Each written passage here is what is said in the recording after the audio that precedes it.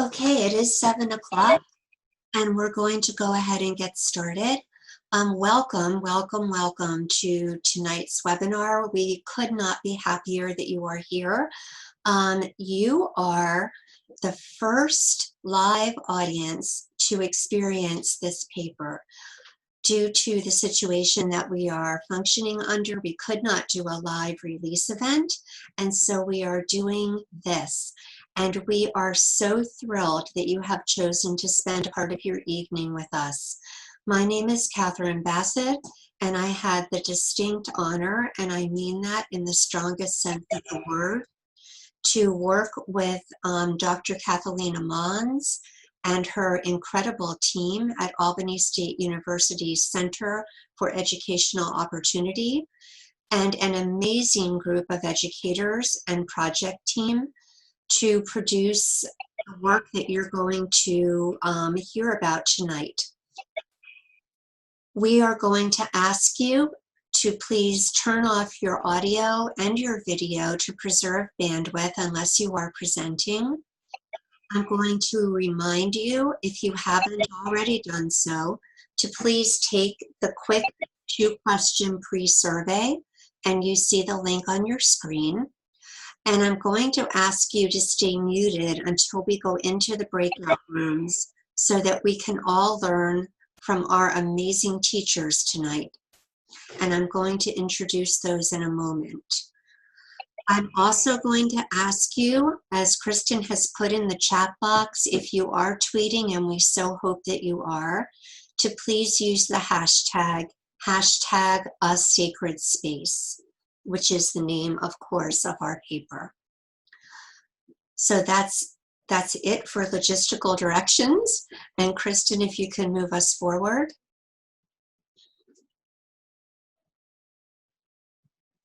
I'd like to recognize some of the other people who contributed to this paper who I know are on the webinar this evening. One of our contributing teachers, Dr. Erica DeClear, is with us. I'm going to go in order of their pictures.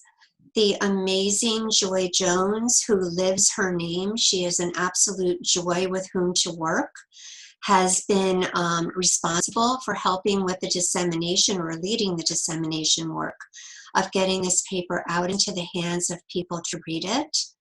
Dr. Leanne Stevens is one of our 12 amazing educators whose stories are shared in this paper.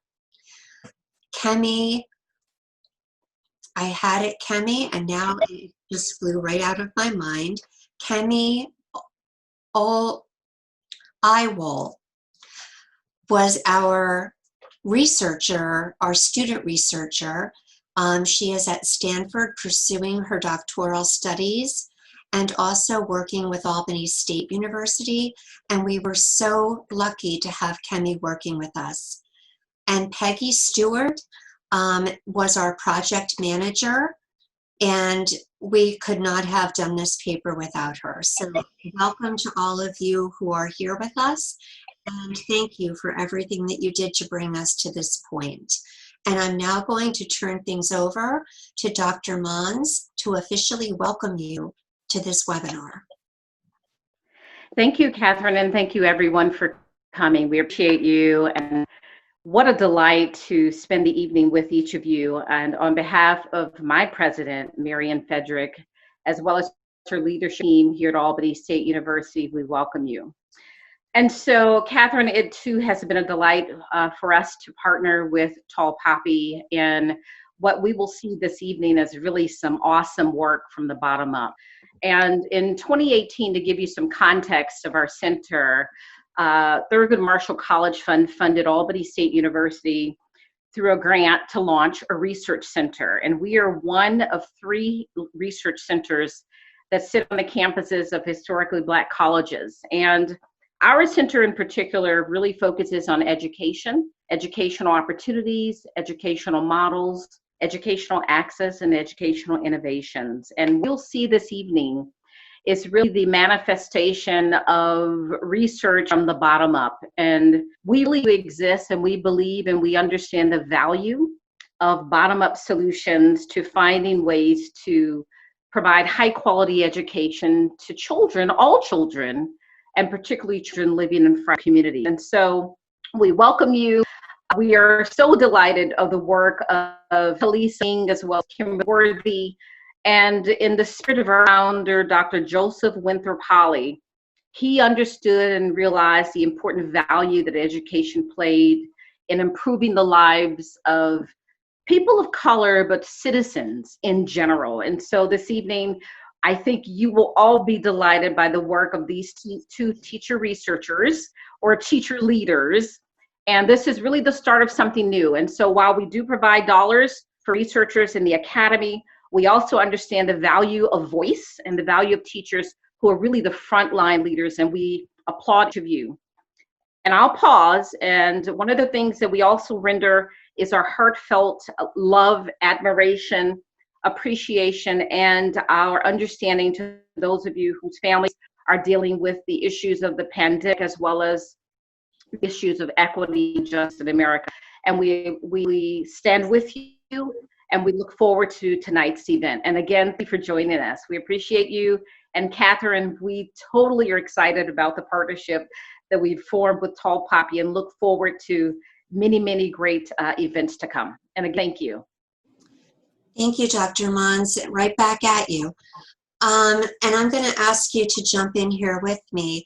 So why this paper? I've had the privilege of working on and publishing many papers, policy papers and research papers. This is the paper that I've waited my entire life to help bring to fruition.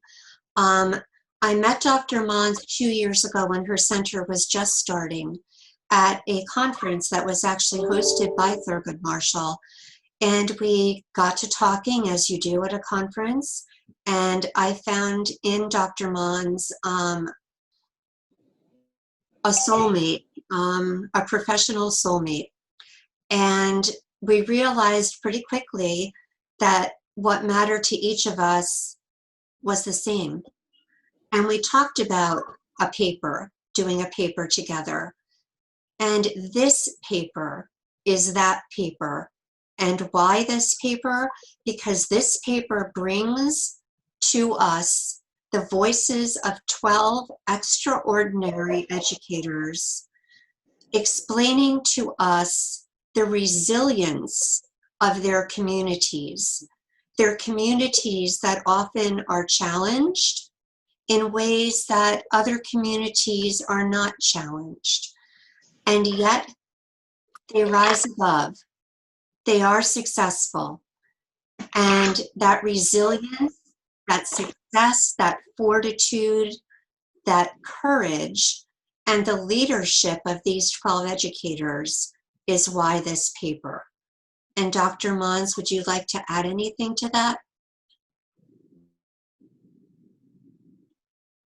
I think the only additional thing I would like to add is certainly really, again, the value and the work of teachers as the frontline providers of high quality service. And to that, we are delighted. Another thing that it's important to note is that the teachers that were involved in this white paper are from across the United States and are working in various capacities. And again, what you'll learn this evening is just a wealth of knowledge in the ways, not only their experiences, but also render solutions in which ways in which we can provide high quality education. Absolutely. Thank you. So Kristen, we can move forward. Tonight we have two teachers, and we phrased this, Dr. Mons and I talked about this. These are not our presenters, they're not our speakers, these are our teachers. And tonight we are here to learn from them. And these are two of the 12 teachers represented by this paper. And those 12 teachers, as Dr. Mons mentioned, come from all different geographic regions of the country, from rural, urban, and suburban settings. They work with different populations of students in different kinds of educational settings. But what they all have in common is their consummate leadership and their ability to pull out the best, not only in their students, but in their colleagues and their communities. And today, tonight, we have two of those incredible teachers, our teachers for tonight with us. Kelisa Wing is the Professional Development Specialist for the Department of Defense Education Activity, and she is also DODEA's Teacher of the Year 2017. I could go on. Kelisa is also a former member of our military. She is a dynamo, a fierce parent, but an even more fierce defender of the educational rights of all students. Kimberly Worthy is the District of Columbia Teacher of the Year 2009, and you see her described here as an innovator, author, speaker, consultant. She is also an educator. She is a passionate educator, and the work that she does both nationally and internationally to empower and educate students, teachers, and communities is astonishing. And these are our teachers for this evening. We are so very fortunate, and we are going to learn much. Our agenda is that each of these two teachers will be asked two questions, one in turn. They will answer the questions. They'll have about 10 minutes to do that.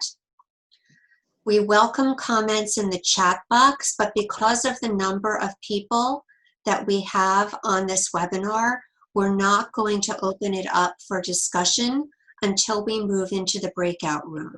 So we'll discuss in the chat box. We will, after our teachers have responded to the two questions, then break into two smaller groups, go into two breakout rooms for a final question that will be discussed by all of us, and we will then reconvene for some final thoughts. So that is our agenda, and let's get started. Kelisa, question one is yours. You had some phenomenal childhood experiences that shaped your decision to enter the field of teaching. And I'd like you to share some of those with us. And then a corollary, how did you and do you address the cognitive dissonance that Black and Brown students and teachers experience on a daily basis? So unmute yourself, and the floor is yours. Thank you so much, Catherine. Before I begin, I just have to, give all honor to my Heavenly Father, who without him, I am nothing. And so before we begin, I just like for you guys to squeeze yourself. This virtual world feels very cold and alone sometimes. I've been on here since 6 o'clock in the morning, and some of you guys have probably been in this world, but I want you to know, as you wrap your arms around yourself, that you are not alone. You are here being loved. You are here being safe, and you are here being heard. So without further ado, the childhood experiences that shaped my decision to enter the field of teaching. First grade, my parents, who I love dearly, were experiencing a pretty nasty getting ready to go into a divorce. And so myself, my sister, and my brother all faced some trauma that year, where we were not doing our schoolwork. We were very disengaged. Rather than my first grade teacher investigating to see why I was suddenly not doing my work, I was failed in the first grade. And it took for me to become a teacher of the year to even have the confidence to say, yes, I was a failure, but that doesn't mean that I'm a failure in life. And so that first attempt in learning, what I often tell my students fail means, led me to go into the education field. But more so than just Miss Lyons, who I often say planted a weed in my life. I had Miss Holmes, who was my first and only teacher of color growing up in the 5th grade, who believed in me. Once my parents went through this really ugly divorce, I moved from an affluent neighborhood to the inner city. And for that last year of my elementary school, Miss Holmes, who wasn't even my teacher at the time, went and picked me up every single day so that I could continue and finish out my schooling there before I went off to middle school, and sacrificed so much, poured so much into me, not expecting anything. And I often wish, I've feverishly tried to find this woman because she saved my life. And she is my story. I am the legacy of Miss Holmes. And so Miss Holmes is what led me into the field of teaching, because I wanted to give to students what Miss Holmes gave to me. She gave me hope. She gave me love. She gave me support. And she reinforced the notion that education was the thing that was going to propel me into whatever I aspired to do, especially her in the neighborhood we lived in the affluent school that we were at, and her being one of the only teachers of color and being just a pillar of strength. And then later on, when I got to the inner city, and having a teacher who told me that I was going to only be dead or in jail, making sure that I wanted to let students know that they had a promise and a possibility to be anything that they wanted to be, that I was always going to speak life into the lives of students. And then finally, Miss Liz Hammernick, who I still talk to today, my dynamic 11th grade English teacher, who recommended me to be a camp counselor in the 6th grade. And I went there and I was like, wow, I was in the 11th grade for 6th graders. These 6th graders were actually listening to me and wanted to hear what I had to say. And I came back and I remember telling my mother, I said, I'm going to be a teacher. And she told me, and I love her, she always only wanted the best for me. She said, well, they don't make a lot of money. And I said, it's not about that. And so I will tell you, I am not, wealthy, but I am rich. I am rich with experiences. I am rich with the love of thousands of students, and I couldn't have picked a better profession. I know that was kind of lengthy, but that's what led me. As far as how do I address the cognitive dissonance that Black and brown students and teachers experience on a daily basis? First of all, let's define cognitive dissonance. Those are competing ideas in your soul, holding two competing ideas within your soul. So when we talk about that cognitive dissonance, it's, I remember being in that more affluent neighborhood as a little kid and being told, you are pretty for a Black girl, but being told by my mother I was beautiful no matter what. That's cognitive dissonance. I was told that I would be dead or in jail by my 8th grade teacher, but my mother would tell me that I could be anything I wanted to be. That's cognitive dissonance. I was told that, called these different names and told to go back to Africa, a place I've never even been. But knowing with everything inside of me that I am 100% American, and then still chose to serve my country, that's cognitive dissonance, a country that sometimes doesn't want to acknowledge me or the ancestors that I came from. And I'll read you just a little blurb out of my book before I turn it back over to you. So we talk about this cognitive dissonance, or W.E.B. Du Bois calls it this double consciousness. It's a peculiar sensation, the sense of always looking at one's self through the eyes of others, of measuring one's soul by the tape of a world that looks on in amused contempt and pity. One ever feels his two-ness, an American, a Negro, two souls, two thoughts, two unreconciled strivings, two warring ideals in one dark body. And that's the cognitive dissonance that we truly face. So how I address it is to continue to instill those affirmations. You matter, you are important, you are safe, you are loved, you are valuable, your life matters. And so just constantly reaffirming. But I think educators, not just educators, but the world has to understand the cognitive dissonance that Black and brown people have to deal with every single day. The cognitive dissonance of hearing you're very well spoken, but knowing that behind me I have an English degree, so I should be well spoken. Those microaggressions, understanding that I can hold two competing thoughts inside of me, and then understanding the emotional tax that does to our students. So I thank you, and I hope I didn't talk too long on this first question. Absolutely not. You're right on time. And you did a beautiful job. I really appreciate your explanation of cognitive dissonance and also your explanation of microaggression, which is something that many white people really need to hear and learn. So thank you for teaching. And we're going to turn now to Kimberly. Kimberly, you focused in the paper on trauma-informed classrooms, which is something that I know is very important to you and very important to all of us who educate. Why did you choose that focus, and what advice do you have for teachers, particularly as we get ready to enter a new school year in whatever form that takes and whatever that looks like, knowing that our children are going to be coming to us having faced even more trauma than they perhaps normally have?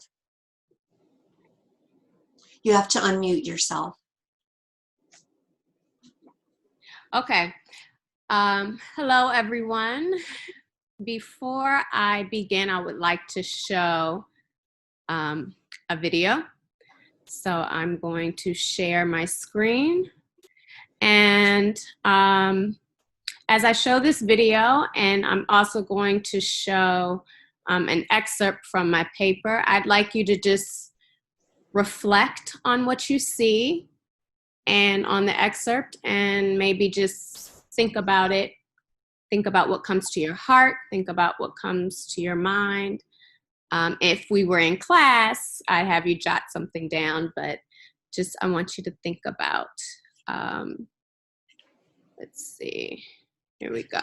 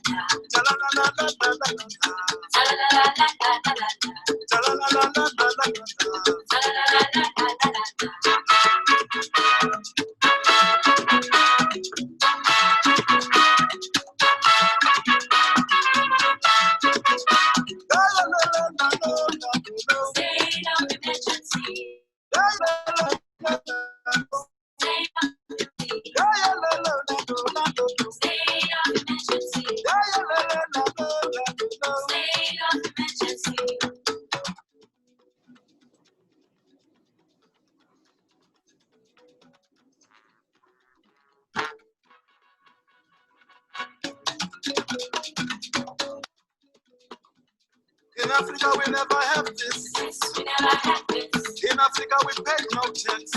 Yes, we never pay no tax. In Africa we pay no rent. Yes, we never pay no rent. In Africa we had no guns. Yes, we never had this.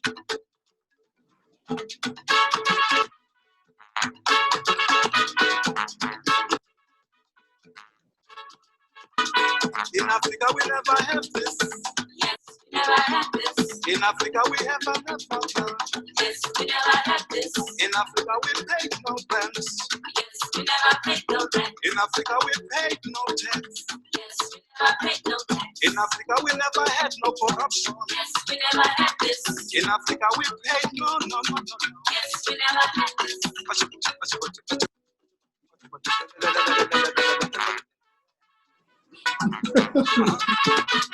We've got nothing to lose. Yes, but a lot to gain.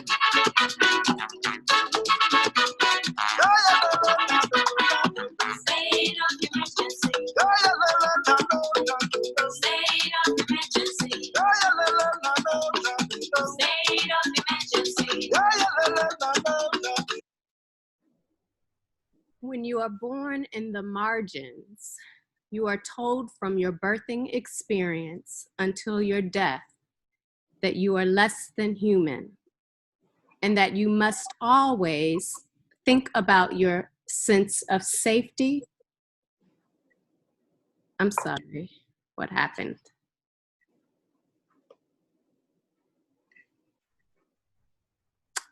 You must always think about your sense of safety, your sense of control, your sense of comfort, your sense of freedom, your sense of choice, and your positive and constructive self-worth.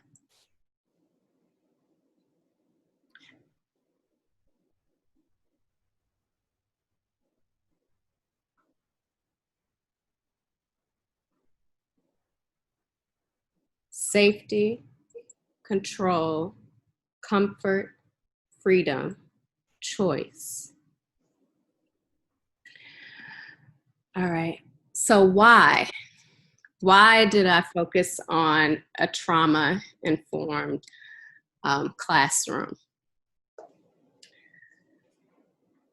We are in a state of emergency. And although I wrote my paper last year, I'm actually thrilled that I'm presenting it this year in 2020 because we are in a state of emergency. And racism is the child of an economic system that produces inequalities, injustice, and trauma that can no longer be ignored, especially by educators who spend a significant amount of time with students. And what COVID-19 showed us this year is that excuses that we've been given in the past were just that, excuses. Schools were forced to be creative since March 13th, demonstrating that they've had all the autonomy in the world to be creative and to adjust their schedules. And so we could have all this time adjusted schedules to really support our students. So now is the time to insist on it. We have students dealing with trauma, whether they're in inner cities, in suburbs, private schools, public schools, charter schools, I don't care where you are, dealing with trauma. And now is the time to insist that we deal with them so we can adjust our priorities and say, it's time to put humanity as our number one value. As it stands now, outcomes are our main priority. So what are our outcomes that we care about? Test scores, right? Test scores, test scores, test scores. What I've learned in my classroom is this. When I focus on the people, guess what happens? They do well in my class. So when I focus on their well-being, their safety, when I focus on their social, emotional, how they're feeling, if I make sure if something is going on and I ask them how they're feeling, when I make that a priority, they do well. So make the people the priority and your outcomes actually will soar. So why trauma-informed classroom? Because trauma-informed classrooms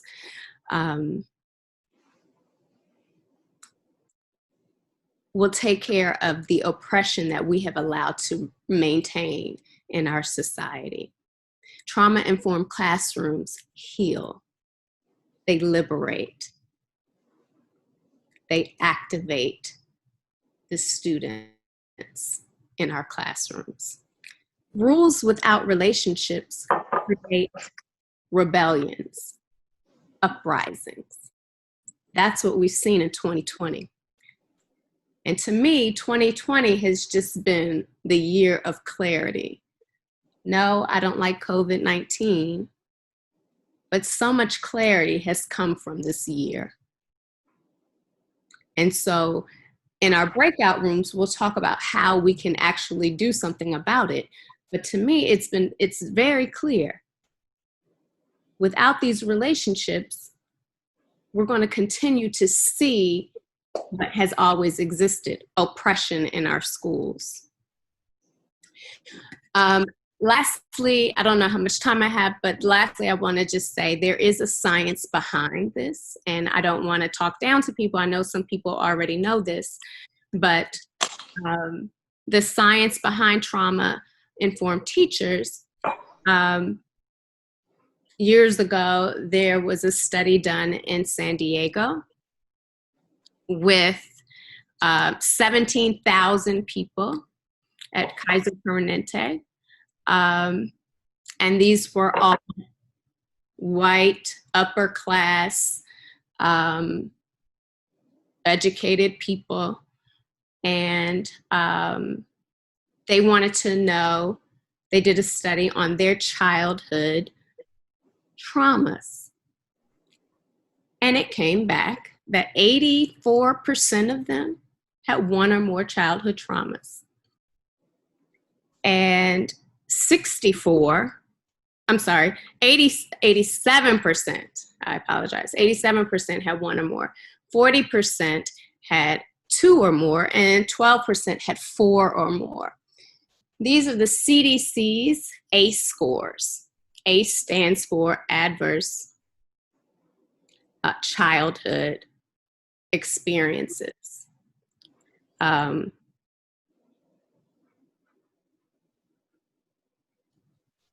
What they did with these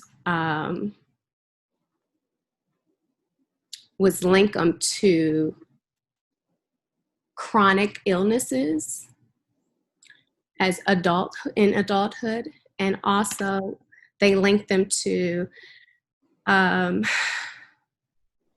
suicide, depression, violence. But the good news is brains are like plastic.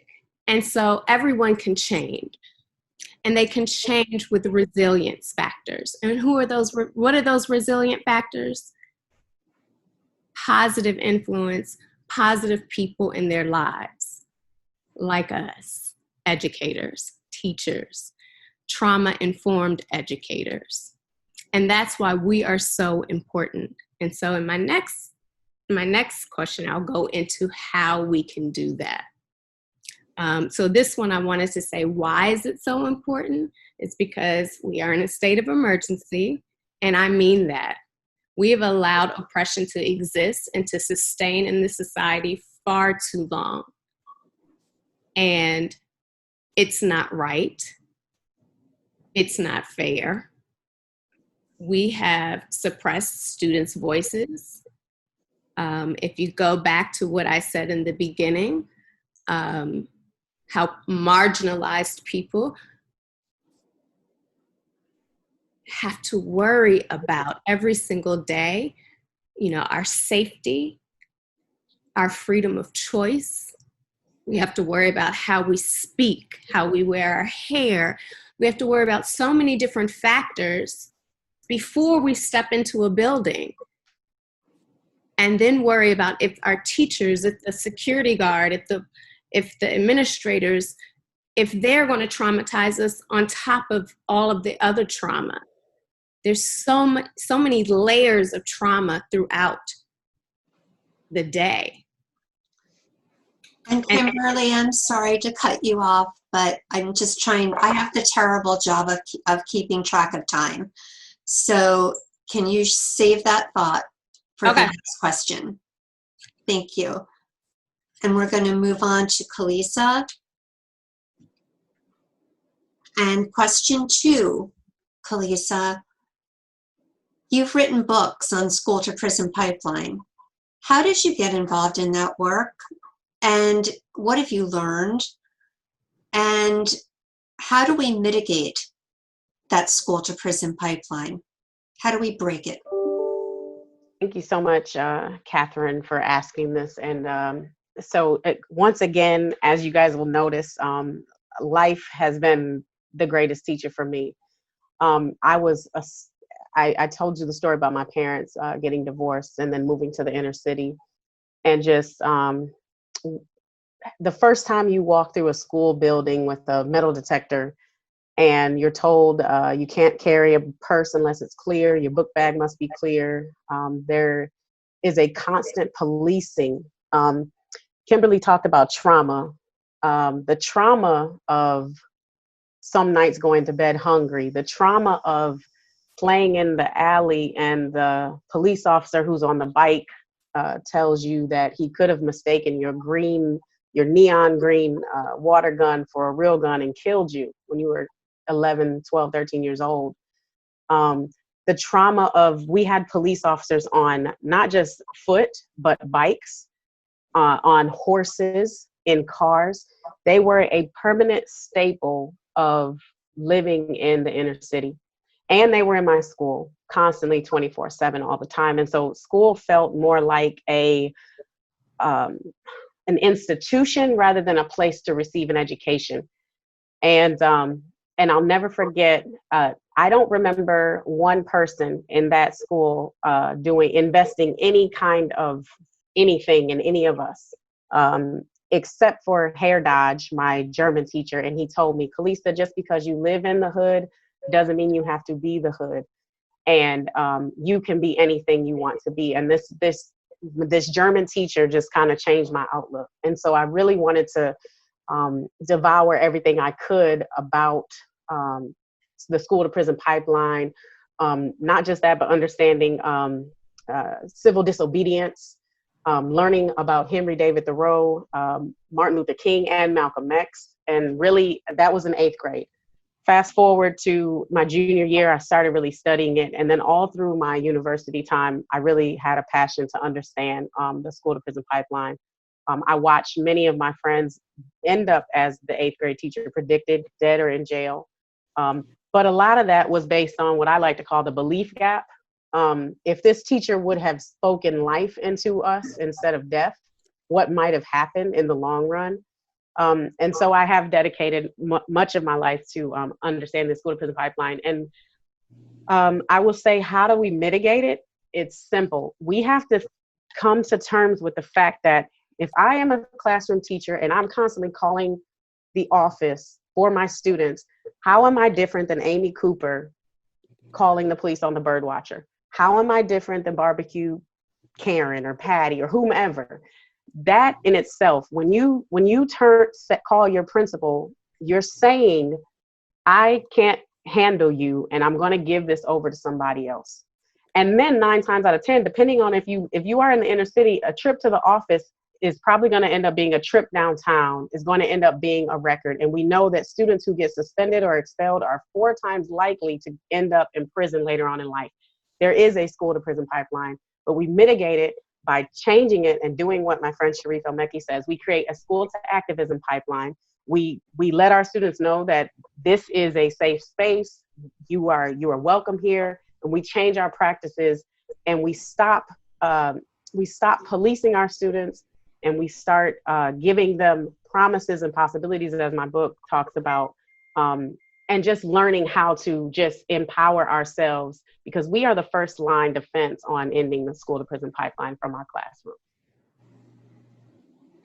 And I hope I was quick enough to. You were perfect. And Kelisa, it sounds to me like what you're saying is very similar to what Kimberly was saying earlier, that it's all about relationships, and the relationship building can be the key that unlocks this door that we faced for so long on how to break these cycles. You have a couple more minutes. Do you want to say anything else about relationships? I definitely do. I think when I think about the structures upon which, when I think about students, I think about this, what we put into them. Trust has to be at the foundation of everything that we do. Nobody is going to want to learn from you if they don't believe that you care about them. And that goes back into that belief gap that we have. If they know that you don't believe in them, they're not going to perform for you at all. And I think it's funny because what you allow, you permit. And so if you say that in this classroom, this is not what we do, it's not going to happen. But I think we have to really go inward as educators and say, If your students are engaged, if your students feel loved, if they have work that they like, they're not going to get in trouble. They're not going to have to be referred out, you know, but that's a conversation that a lot of times we don't want to have. We really need to look at our pedagogy. We need to look at our instructional strategies and figure out, are we really truly engaging our students? Have you provided that space for them, like Kimberly said, to not have to come into the classroom and feel trauma? Are you that teacher who's writing kids up for eating and drinking and you don't even know if they had something to eat or drink at home? There was a student we had who was coming tardy to school all the time. We found out that the child's mother was in chemo. They had to get the younger siblings ready for school.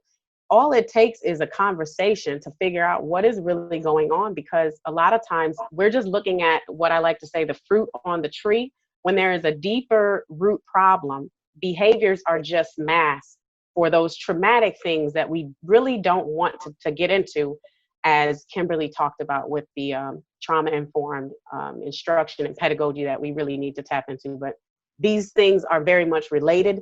And if we dismantle the school to prison pipeline, that is a part of the problems that we have with policing, making sure that our students see schools as places of promise and not places that are going to lead to a criminal record later.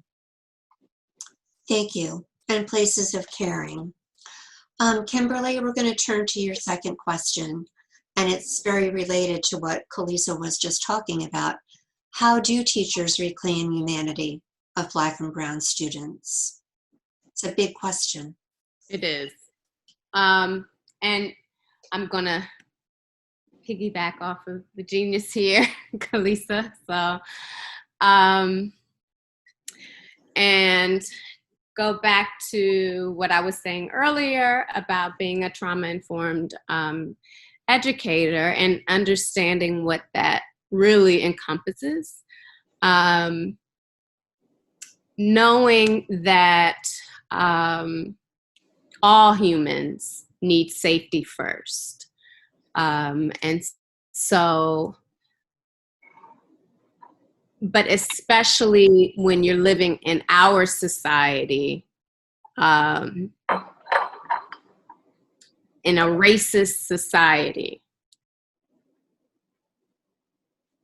Black and Brown students specifically need to know that it's safe. What does that mean? Knowing your privilege, knowing your power, recognizing your privilege, recognizing your power. And so for me too, I have to know that. I have to know what that means for me. And that was difficult for me to accept. Even when I taught in South Africa, you know, I thought, you know, my skin color made it clear. No, building trust is very important. And here in America, because of the way that I speak, I speak the language of the oppressor in many neighborhoods. And so I have to recognize that and know that I have to, if I'm going to teach in certain neighborhoods, in certain schools, I have to earn trust. And how do I do that? How do I do that? By giving my all, giving of myself, showing my vulnerability. And I'm going to go into that in a minute, what that looks like. So everyone needs to feel safe. When people feel unsafe, people do unsafe things. Okay? And so you cannot blame people for doing unsafe things when they feel unsafe. Behavior, for a trauma-informed teacher, behavior is communication. And I was just telling someone the other day, my daughter never cried when she was a baby. And whenever she did, it was communicating something to me.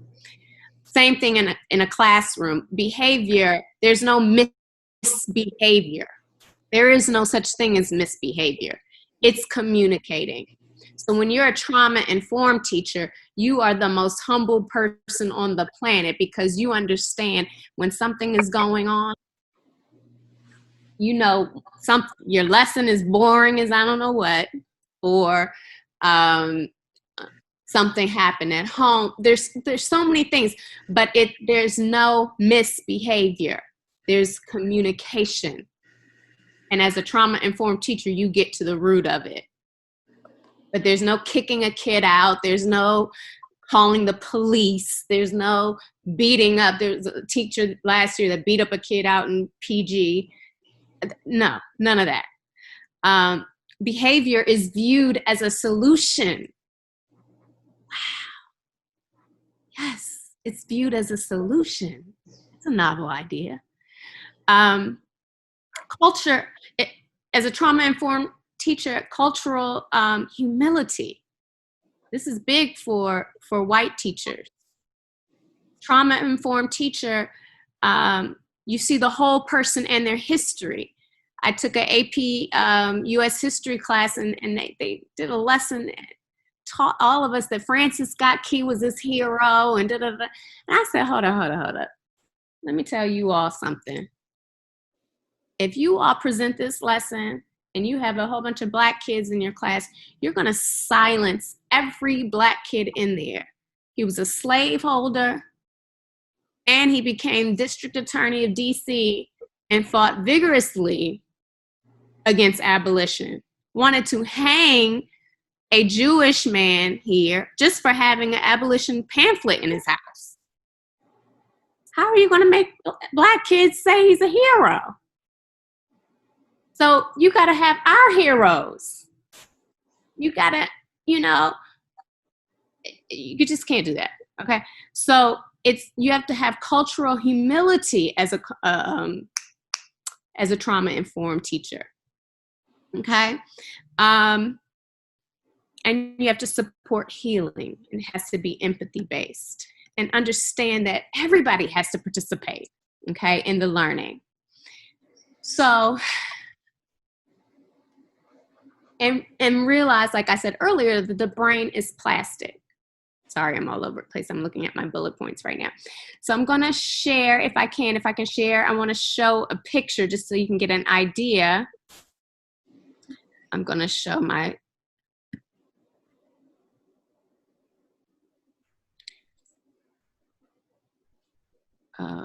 here we go. Okay. This is how I learned to do it in South Africa. And Fadia's on here. Fadia trained me out in South Africa.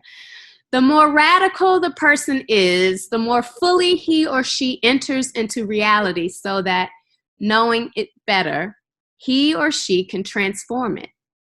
This individual is not afraid to confront, to listen, to see the world unveiled. This person is not afraid to meet the people or enter into dialogue with them. This person does not consider himself or herself the proprietor of history or of all people, or the liberator of the oppressed. But he or she does commit himself or herself within history to fight at their side. Paulo Freire. Okay? So the key to reclaiming the humanity of Black and brown children, really all children, is the dialogue. And it's confronting all issues, no matter how difficult they are. And the way I was taught to do it was the healing circle. And there, Fadia, there's Nigel. And there I am right there. There's Nigel. And I learned to do this in South Africa. And in South Africa, these kids, in the very beginning, and when I showed that video, that was Langa, a township in South Africa. they had these healing circles every single day for 45 minutes.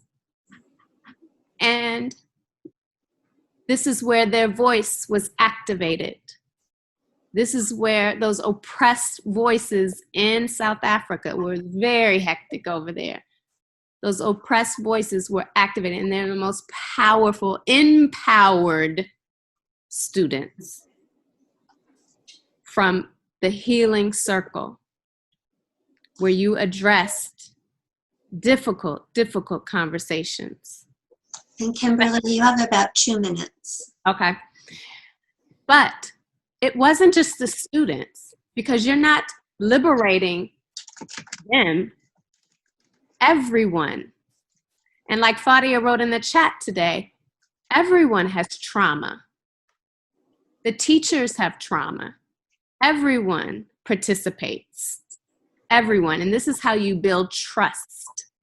This is how you build trust, when you all share together. And I'm going to end it there. Thank you, Kimberly. And again, what I'm hearing as I'm listening, as I'm learning, is the relationship building, the vulnerability, and making yourself vulnerable so that you can open yourself to build those relationships. Yes. Yes. Thank you. Okay, we're going to now move into breakout sessions, and we're going to have 15 minutes in our breakout sessions. Kristen has been putting us into 2 rooms, one with Kimberly and one with Kelisa. And in those breakout sessions, we are going to address this question. What advice would you give to people who face organizational barriers to actively fighting for equity? And this is a question that, as a group, we came up with when we did our pre-meeting. So we want you to think about where you are, where you teach, where you work. I know that we have primarily educators on the call, but at all different levels, from higher ed to preschool. We have teachers, we have principals, we have counselors, we have psychologists. We also have lawyers. We have people who work outside of the education field. But thinking about whatever organization you work within, what are the organizational barriers that you face to actively fighting for equity? And after our breakout sessions, we will come back together for some final thoughts. Kelisa and Kimberly, thank you for this wonderful, wonderful learning this evening. And let's go into breakouts. So Kelisa, this is your breakout room, and you know our question. And would you like to start us off? Sure. So what advice would I give to someone facing barriers? Absentee voting to every eligible voter to receive Mute. But that's, of A lot course, of something background. that you're actually opting to do. Many more. Could you all mute, please? All right, Abby, thank you. Hello. So I think, if I had to give advice, and if everybody would mute, that'd be wonderful. I guess I would just say agitate, as Frederick Douglass said. I think about the journey that I'm on in my own agency and how long it took to finally get someone to listen. And that's frustrating, right? It's like, if my arm is broken, I keep saying my arm is broken and their arm is broken and look at all these other broken arms, and nobody's listening about the broken arms. You get very tired. You learn how to work through the broken arm, right? But you have to continue to agitate and continue to persevere. I try to really operate in a spirit of discernment, knowing who the people are to go to try to get things moving, especially right now, because I feel like what we're seeing a lot of is, I call it performative allyship in the wake of George Floyd, in the wake of Ahmaud Arbery. These things have not just started happening.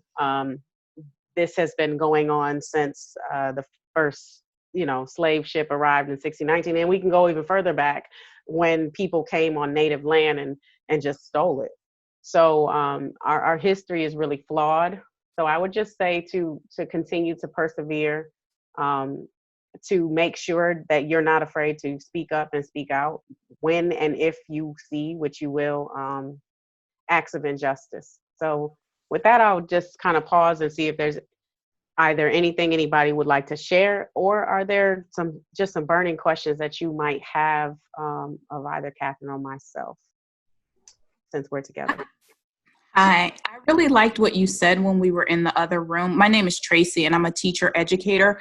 I was really disturbed. Gosh, I don't want to get emotional, but it was horrendous, like Black at. So the Black at Instagram pages really tugged at my heart and opened up a hole for me. Two of my university, one school that I attended, high school, and a university that I attended were both mentioned in Black at. I won't say the school names, but basically, long story short, it just dawned on me the cumulative impact of like Black at high school, then Black at college, then Black at master's, then Black at doctoral program. It's like the cumulative impact of these assaults then damages our children. And so as teacher educators, like, what are we doing wrong where these teachers are going out and thinking it's okay to leverage these assaults on these children? Like, I feel like I'm not doing enough, or I'm not doing my job because this is still happening. Well, Tracy, first I want to encourage you. One of the things that we talked about cognitive dissonance. I also want to talk to you about emotional tax. Like, this is that gut-wrenching breaking of your heart every day that Black and brown people deal with, that those things that break your heart. And I heard it in your voice, Tracy. And I'm kind of tearing up a little bit too, because I feel that too. But you can't take that emotional tax on, because we've got work to do, and we've got to have the capacity to keep going, even though it's hard. So don't take all that on yourself. I will say, 78% of teachers are women. And of that 78%, I want to say it's like 80% of teachers are women. Of that percentage, 72% are white women. And I have a lot of friends in a lot of places who don't teach any students of color at all. And so I think when I think about what can we do, first of all, we have to introduce students who will never meet any other students of color to people of color, and not just introduce them in Black History Month, and not just introduce them as slaves. I mean, our story did not start here in Jamestown, Virginia. It began a long time ago. We were kings and queens. And if we really do our history, the original man originated in Africa. So we probably all came from there and made our way to wherever we went. And so in my opinion, it is the birthplace of our humanity, right? So I think that is so critical. We want to change teaching populations and diversity of teachers. That's going to take time, because Kimberly mentioned something about trauma. And I'll tell you, asking people of color to return to a school to be a teacher is like asking them to return to the scene of a crime for some of them. And until we fix that, until we fix the trauma that is happening in the school place and make it a place that our Black and brown students feel comfortable and loved and welcome and safe, why would they want to come back to a profession that may not have been healthy for them? And so, Tracy, I will ask you to champion for people to show love. Kindness does not equal anti-racism. To actively seek to be anti-racist. It's good to be trauma informed. It's good to be in tune with our social and emotional learning. We must seek to actively be anti-racist. That is the way to teach from here on out. And I'm sorry if I went over. Anybody else? Kelisa, again, Thank you. that was awesome. You're welcome, Sister Tracy. Kelisa, I'm just going to ask you to talk for a minute about, you've often said to me, you don't want allies, you want accomplices. Can you elaborate on that? Oh, Catherine, I love you so much. So Love you more. I have had allies all throughout my career. You know what the allies are. Those are those people that come and they see something wrong, and then they'll come to you and they'll say, "Oh my gosh, I can't believe that just happened to you," when you're alone. The accomplice, and I often think about the person that's going to get in the car with me and commit the crime and possibly be punished. Those are those people who are going to speak up in the moment, hold people accountable to what's right, speak up and speak out against everyday bias. That is the true definition of an accomplice. An ally is great. I think about my gosh, the beautiful young woman who actually went down south from her cushy life, marched and was murdered. You know, I think about the first white woman who actually served as a Delta, who just put everything on the line. I think about these people who went during the civil rights movement, and even the beautiful young woman who lost her life over the weekend, and the other young lady who's fighting for her life in Seattle. You know, these people who, you know, for all intents and purposes have such privilege, right? How are we, an accomplice thinks, how can I leverage my privilege to give privilege to others? What am I willing to give up in order to give so that others can have this just embracing this anti-racist society, interactions, policies, and practices that we want to see happening across the nation, across the world.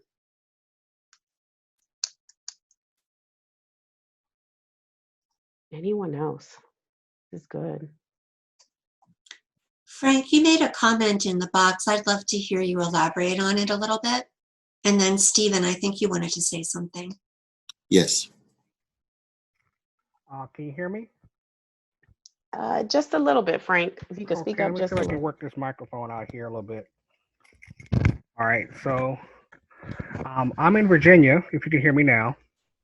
Okay, and, you know, I live in a suburban county that, you know, when I was growing up had a lot of blue ribbon schools, if you recall what that meant.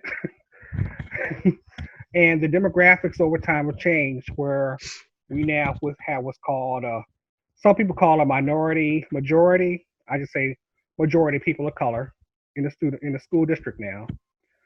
And there have been systemic issues that have been going on for over 25 years with regards to achievement gaps and things of that nature.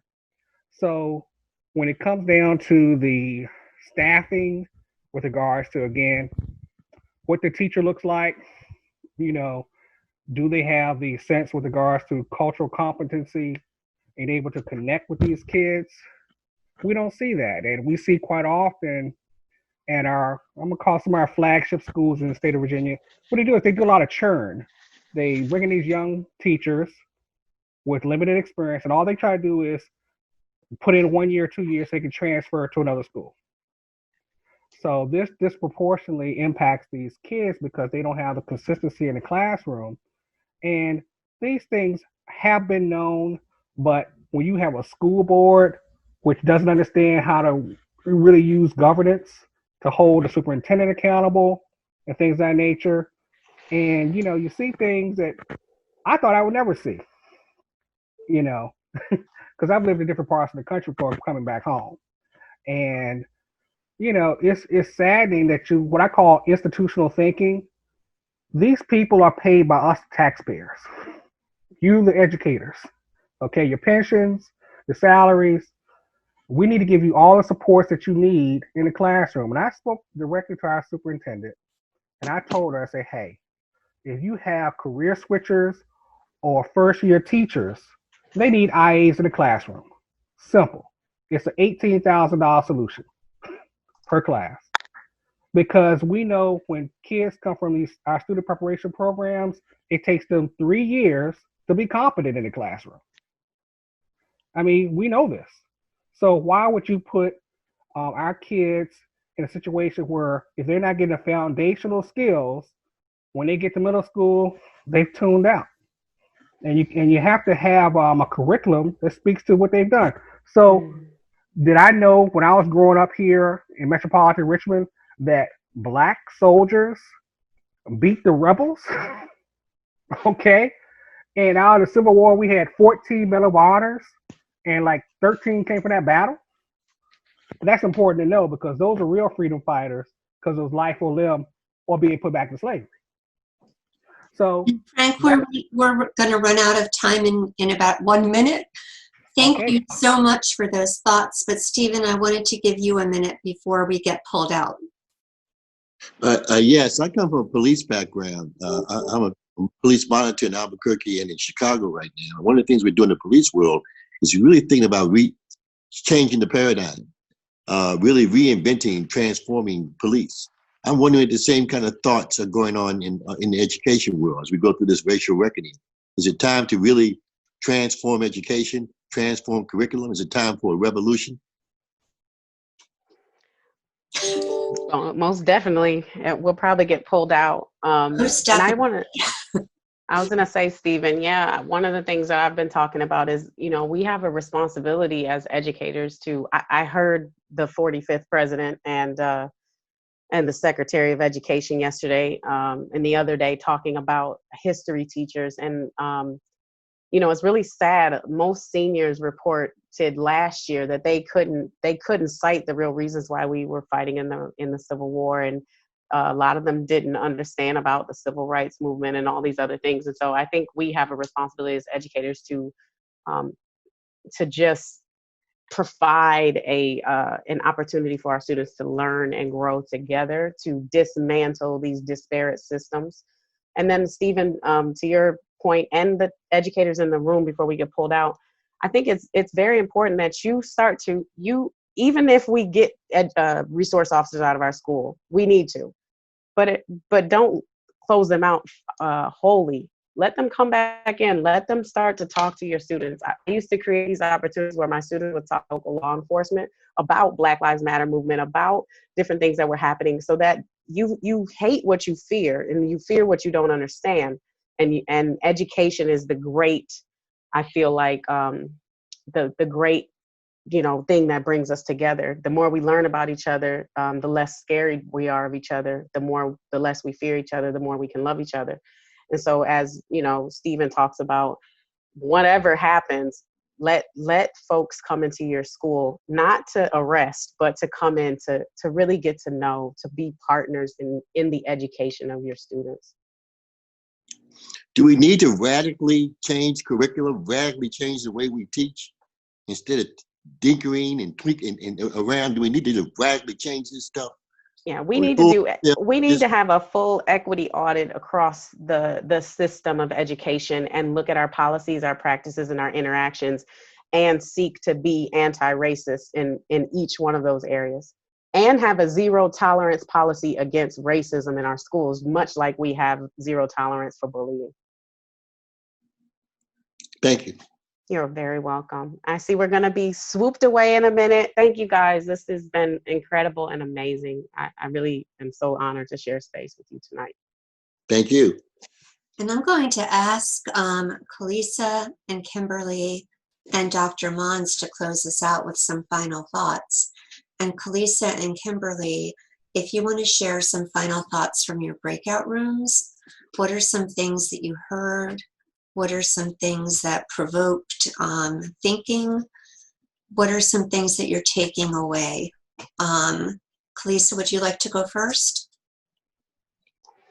Sure. I'll just kind of leave it with our last person who shared, Stephen.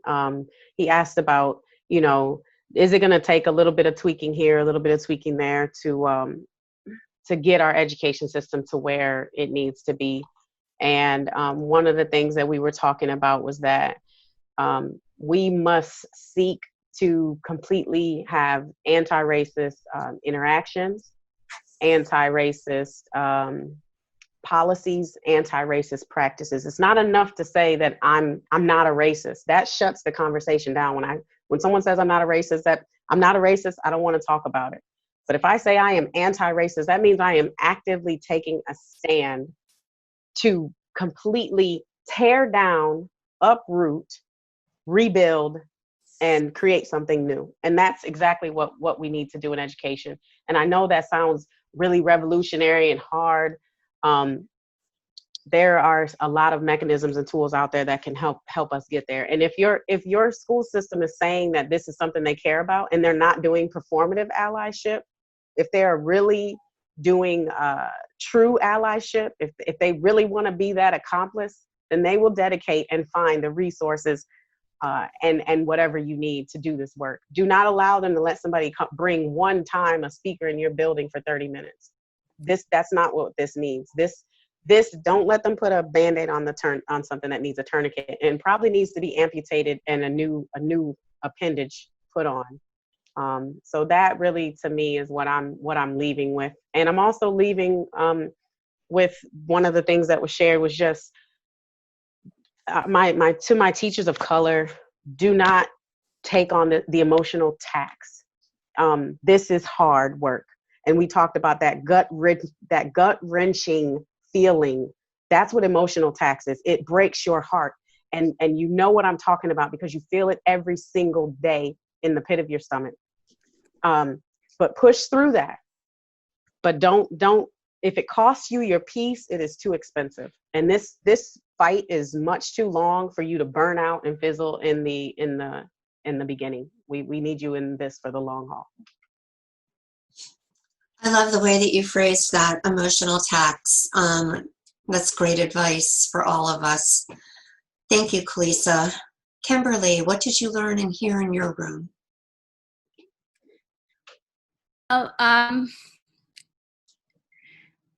Really what came up was a reminder of what this is all about. I was in there with my trainer from South Africa, Badia,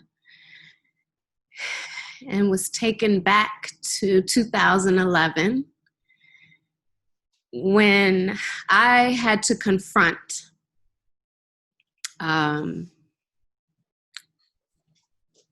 really some difficult stuff, really when some transformative healing happened in my life. And to be a trauma-informed educator, for all of us to really do this work, we all have to do the work with ourselves first. And that's really what came up. Because when I went to South Africa, that's what happened for me. Transformative healing. I went there to teach, and in the healing circles, I sat in the room every day, and a student said, "Miss, you can't sit here. You think you're coming here to save African children? You can't do that. You think the student called me out, 14 years old, and was so empowered and strong and mature, but I could not be in that room unless they trusted me. But they knew, they had enough self-respect to say, if I was going to be in that room, I had to give of myself, and I had to heal too. And from that day forward,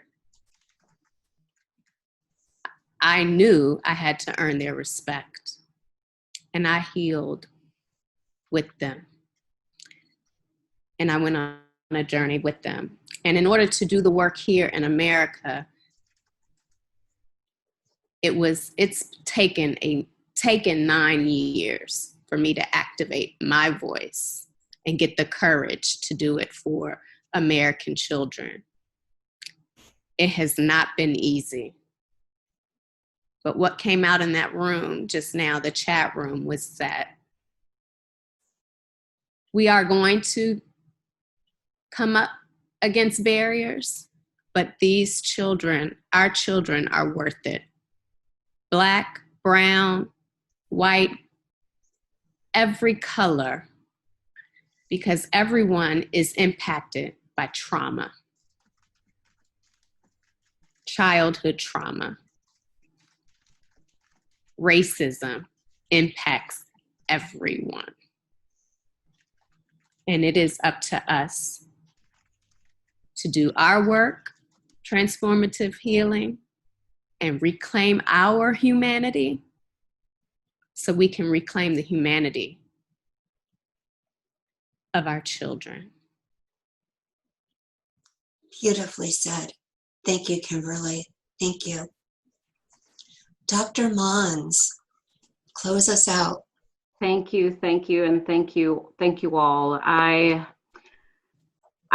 knew that this evening and today's presentation was necessary, but as Kimberly mentioned, timing is everything. And I do think that where we are today in the world, it was necessary that we have such a conversation. And if there's one thing that I could leave and would certainly encourage everyone on the call, is behind every piece of research that is written, behind every number and statistical analysis, there are people. And so through the work of our center, we want to encourage each of you, like Kimberly and like Kelisa, to find your voice through the research. Find your voice through the work of our center, and let us be and go along with you on the journey. Kimberly mentioned about being born on the margins. She talked about trauma and how trauma resonates with our lives.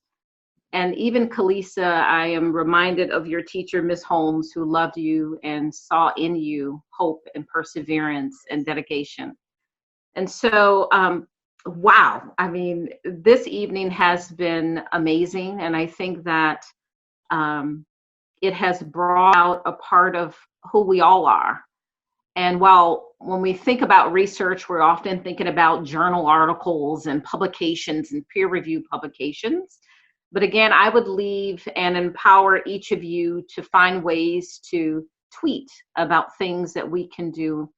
And like Kelisa mentioned, it's time for us to agitate. And I would also encourage that schools of education and teacher prep programs understand the very important role, particularly at historically Black colleges, that we play in finding opportunities for teachers to engage in action research, which is what you see that has manifested through the work of Kelisa and Kimberly.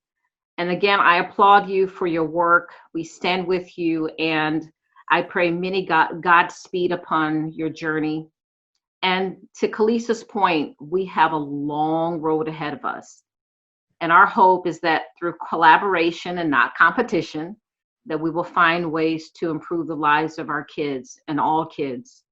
And again, particularly the kids who are on the margins. And so, Catherine, you are a phenomenal leader. And for that, I am forever grateful. The work that you're doing is impressive. And thank you for bringing us together this evening. And we also look forward to the next series of teacher educators, teacher leaders who will be sharing their work and their stories. And we welcome each of you to come back and join with us. And thank you that you thought it not robbery to spend your evening with us. And I have to admit, I have learned so much. And when I see the spirit of Dr. Asa Hilliard in the conversation and calling of the Fannie Lou Hamers and the Mary McLeod Bethunes and the Marva Collins of yesteryear, we understand that we are our ancestors' wildest dreams, Kelisa. And we stand with you with fortitude and perseverance. And we thank you from the bottom of our hearts. And I wish you Godspeed and continued health and well-being. Thank you. Thank you, Dr. Mons. What a beautiful way to send us forth into the rest of this evening. As Dr. Mons mentioned, this is the first in a series of teacher leader voices from our paper, and the link to the paper is on the screen. It was also in your Eventbrite notification, but we're just reminding you of it again here. Joy has put Dr. Mons' email address in the chat box. I cannot thank all of you enough for spending time with us tonight, and I cannot thank Dr. Mons sufficiently for the opportunity to raise these teachers' voices and bring them to a wider audience, because you know what? The world needs to hear what these incredible teachers have to say. They have so much to teach us. So thank you, Dr. Mons. Thank you, Kelisa. Thank you, Kimberly. And we are very grateful to all of you. Have a great evening.